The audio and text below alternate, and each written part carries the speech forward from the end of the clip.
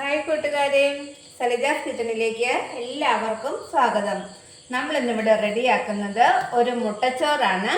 അതിനു വേണ്ടി 1.25 കിലോ കൈമ റൈസാണ് എടുത്തിരിക്കുന്നത്. ബസ്മതി റൈസ് വെച്ചിട്ടും ഇത് റെഡിയാക്കാം. ഞാനിപ്പോൾ ഇവിടെ കൈമയാണ് എടുത്തിരിക്കുന്നത്.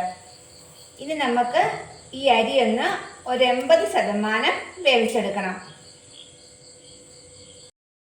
നമ്മളിവിടെ ചോറ് വേവിച്ച് ഊറ്റി വെച്ചിട്ടുണ്ട്. ഇതുപോലെ 2 പാത്രത്തിലായിട്ടാണ് ഊറ്റി വെച്ചിരിക്കുന്നത്.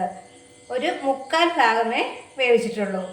ഇനി നമുക്ക് ഇതിലേക്കുള്ള ബാക്കി ചേരുവകൾ ചേർത്ത് കൊടുക്കാം.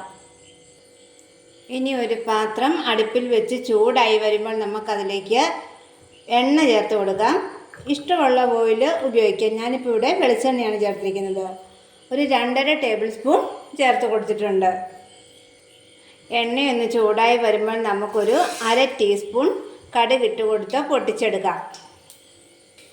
ഇനി നമുക്കതിലേക്ക് ഇഞ്ചിയും വെളുത്തുള്ളിയും പച്ചമുളകും കൂടെ അരിഞ്ഞതാണ്, ഇതും കൂടെ ചേർത്ത് കൊടുത്ത് ഒന്ന് മൂപ്പിച്ചെടുക്കണം.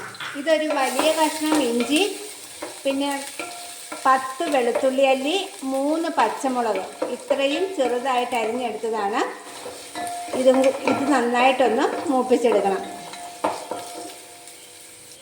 ആ കൂടെ ഒരു 2 തണ്ട് കറിവേപ്പിലയും കൂടെ ചേർത്ത് കൊടുക്കാം. ഇനി നമുക്കതിലേക്ക് ഒരു 3 മീഡിയം സൈസ് സവോള കട്ട് ചെയ്തത് ചേർത്ത് കൊടുക്കാം.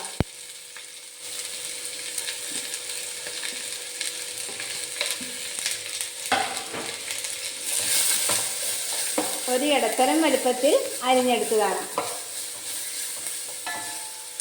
ഇനി നമുക്ക് ഈ സവോള പെട്ടെന്നൊന്ന് വാടി കിട്ടാൻ ഒരല്പം ഉപ്പ് ചേർത്ത് കൊടുക്കാം. കൂടുതൽ ചേർക്കണ്ട, നമ്മൾ ചോറിൽ ഉപ്പിട്ടാണ് വേവിച്ചിരിക്കുന്നത്. അതുകൊണ്ട് ഇതിനുള്ള ഉപ്പ് മാത്രം ചേർത്താൽ മതി. സവോള ഇവിടെ നന്നായിട്ട് വാടി വന്നിട്ടുണ്ട്. അല്പം ഒന്ന് കളറ് മാറാനായിട്ട് തുടങ്ങിയിട്ടുണ്ട്. ഇനി നമുക്കതിലേക്ക് 200 ഗ്രാം ബീൻസ് ചെറുതായിട്ട് അരിഞ്ഞതാണ്, അതുപോലെ 200 ഗ്രാം ക്യാരറ്റും ഗ്രേറ്റ് ചെയ്തെടുത്തതാണ്. ഇത് രണ്ടും കൂടി ഒന്ന് ചേർത്ത് കൊടുക്കാം.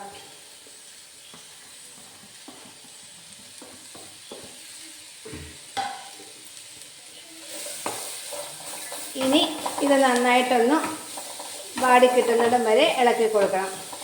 ഒരുപാടങ്ങ് വെന്ത് പോകരുത്, അത്യാവശ്യത്തിന് വെന്താൽ മതി. ഇത് കുട്ടികൾക്ക് ലഞ്ച് ബോക്സിലൊക്കെ കൊടുത്തു വിടാൻ നല്ലൊരു റെസിപ്പിയാണ് കേട്ടോ. പിന്നെ നമ്മുടെ കൂട്ടുകാരാരെങ്കിലും വീഡിയോ കണ്ടുകൊണ്ടിരിക്കുന്നവർ സബ്സ്ക്രൈബ് ചെയ്യാൻ മറന്നു പോയിട്ടുണ്ടെങ്കിൽ ഒന്ന് സബ്സ്ക്രൈബ് ചെയ്യണേ. ഇനി നമുക്ക് ഇതിലേക്ക് ആവശ്യമായ പൊടികൾ ചേർത്ത് കൊടുക്കാം.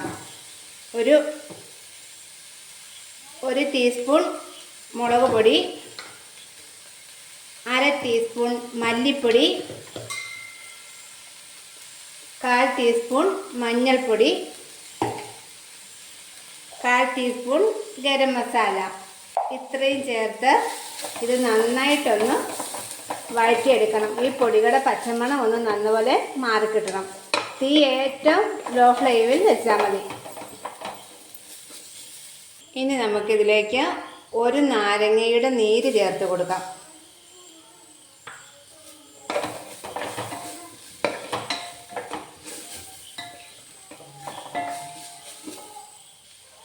ഇനി ഇതിലേക്കൊരു 1/4 ഗ്ലാസ് വെള്ളം ചേർത്ത് കൊടുത്തിട്ട് 1-2 മിനിറ്റ് ഒന്ന് ഇളക്കിയെടുക്കണം.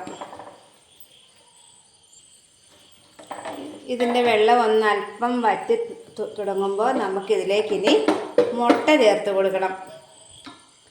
ഇത് 6 മുട്ടയുണ്ട്, ഇത് ചേർത്ത് കൊടുക്കാം.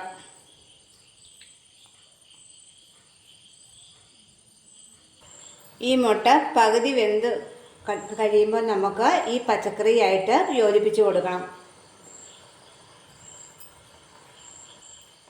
ഇനി ഈ മുട്ടയും പച്ചക്കറിയും നന്നായിട്ടൊന്ന് മിക്സ് ചെയ്യാം.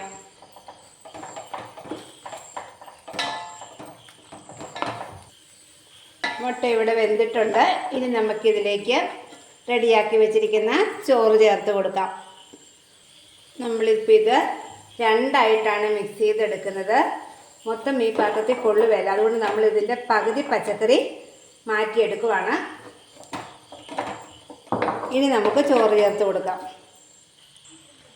ഇനി നമുക്കിതിലേക്കൊരു അല്പം കുരുമുളക് പൊടി ചേർത്ത് കൊടുക്കാം. ആ ഒപ്പം തന്നെ ഒരല്പം മല്ലിയില ചെറുതായിട്ട് അരിഞ്ഞതാണ്, അതും കൂടെ ചേർത്ത് കൊടുക്കാം. ഇനി ഇതെല്ലാം കൂടെ നന്നായിട്ടൊന്ന് മിക്സ് ചെയ്യണം.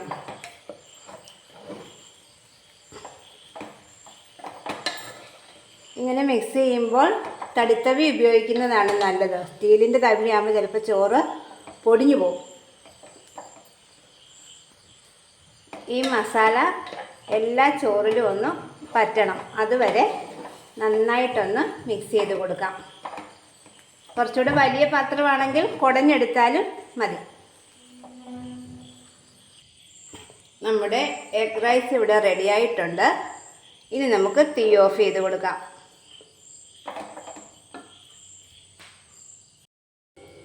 നമ്മുടെ എഗ് റൈസ് ഇവിടെ റെഡി ആയിട്ടുണ്ട്.